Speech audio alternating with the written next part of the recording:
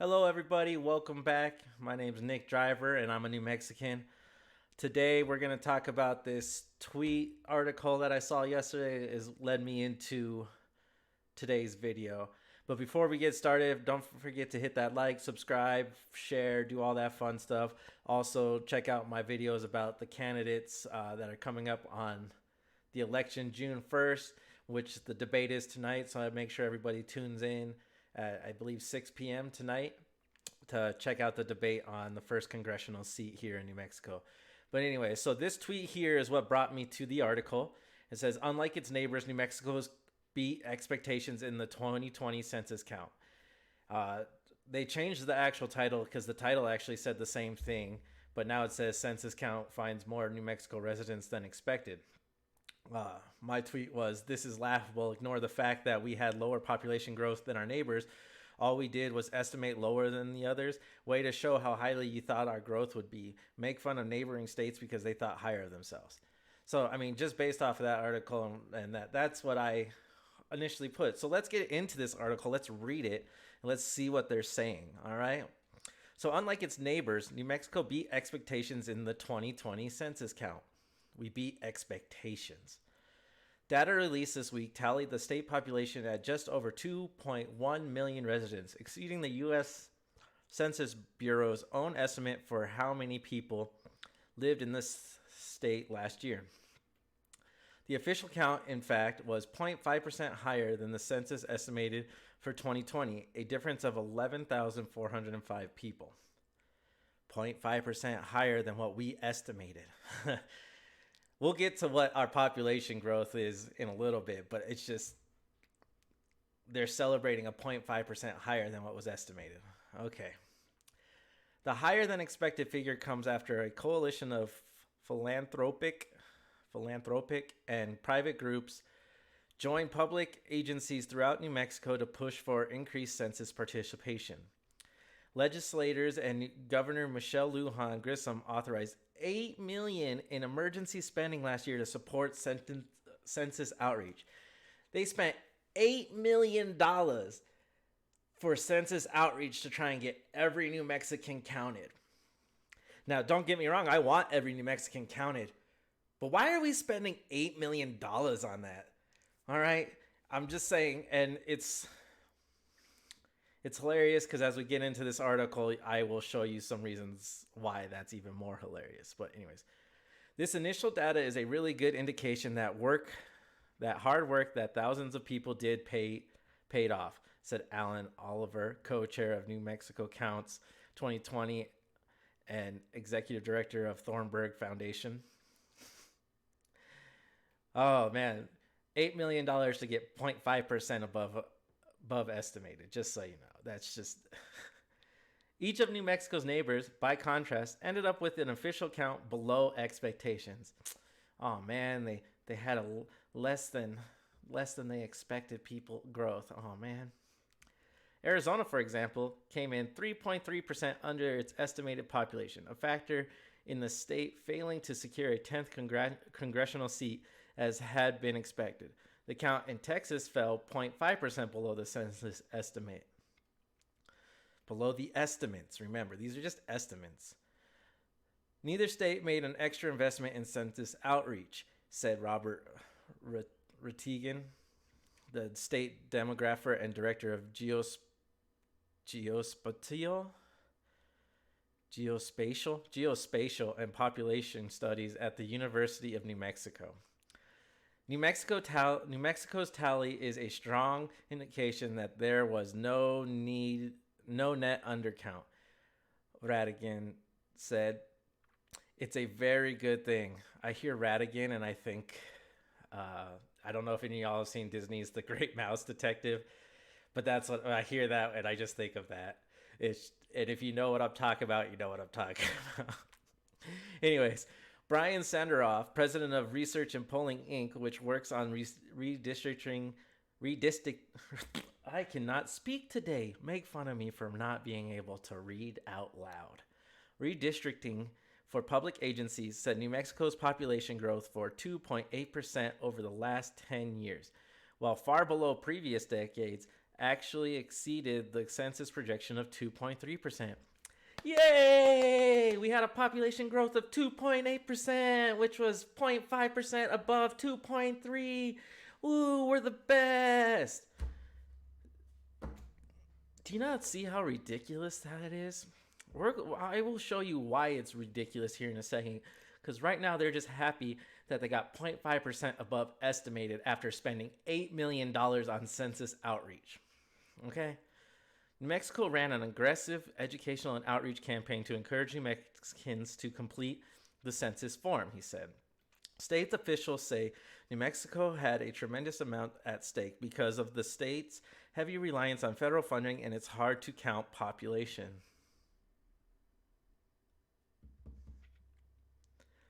What's hard to count? People don't want to come to the door. People don't want to be part of the census. I wonder why.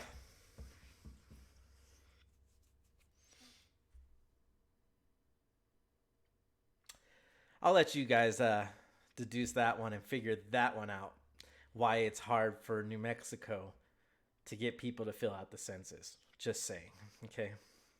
Historically, New Mexico is among the most difficult states to count. People of color, children, Native Americans, and rural residents tend to be undercounted in the census, demographers say. The COVID-19 pandemic created new challenges, including the closure of tribal communities.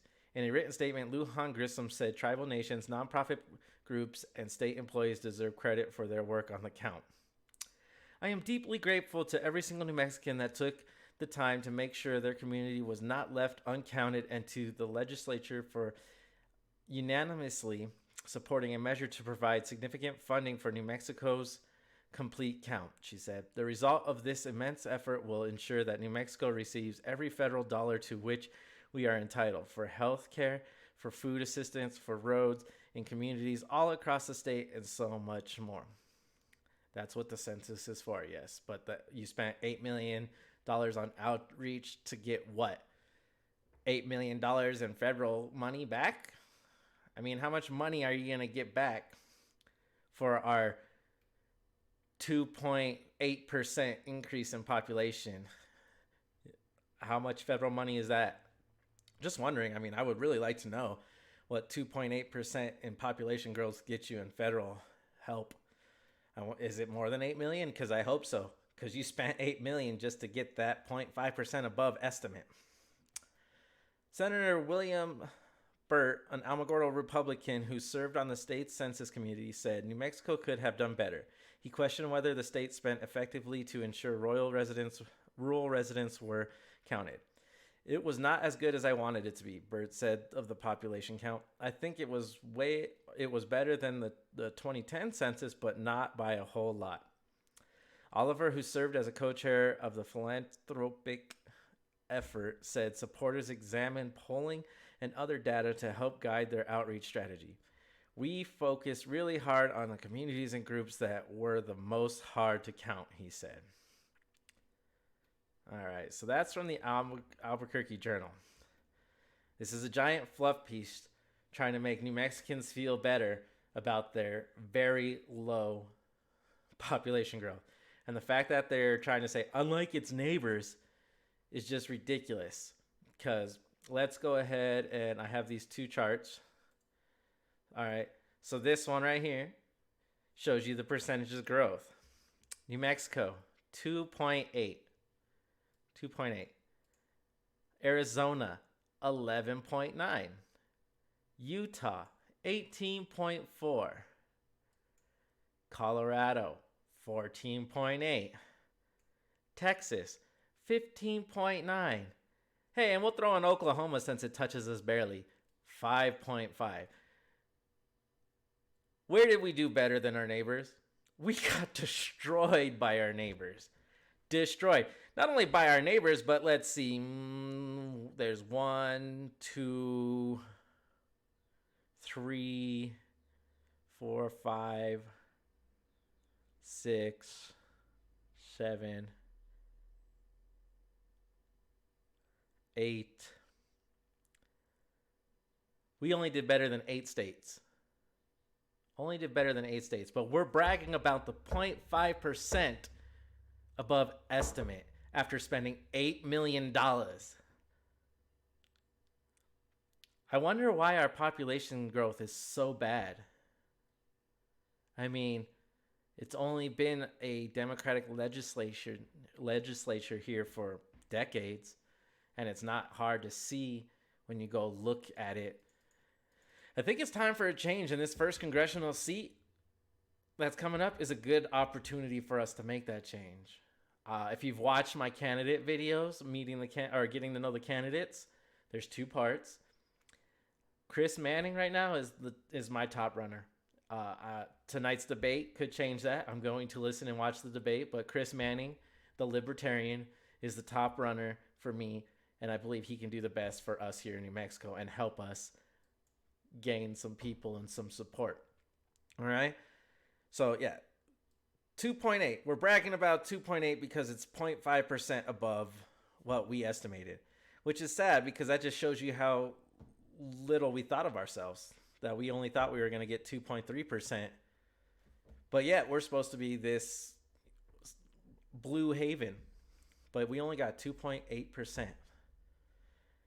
Texas and Arizona, were the ones. So Arizona's expecting a 14.2 because they were 3.3% below. They're expecting a 14.2, which they thought highly of themselves and they thought they were going to get it. Texas only by 0.5 below.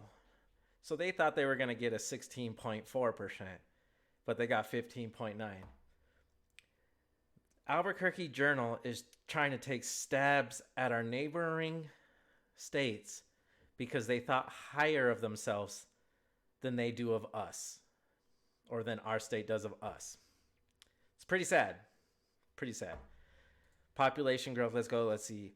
We got 1 million to less than 5 million new people. Arizona got 5 million to less than 10 million people. And Texas got 25 million more people. The article is just ridiculous. It should never have been written. It's a fluff piece to try and make New Mexico legislation look good, and that the census, $8 million that they spent on the outreach, make them look good. Fact of the matter, it was a huge fail, huge waste of taxpayers' dollars. Spent so much time focusing on the census that they let crime and everything go in the state. I don't know what else to say, but that's all I got for you today. Leave your like, leave a comment, subscribe, share, do all that fun stuff.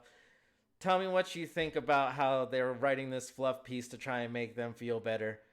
Anyways, I'm Nick Driver. I'm a New Mexican, and I care about you.